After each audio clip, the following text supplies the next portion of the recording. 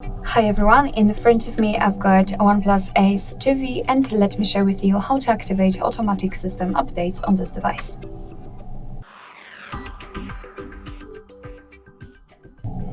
So first of all, let's open the settings, and here we have to scroll down to the very bottom to find additional settings.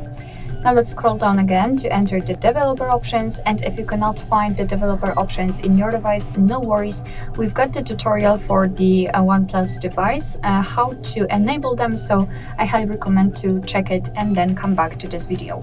So let's enter the developer options, and here all we have to do is to find automatic system updates.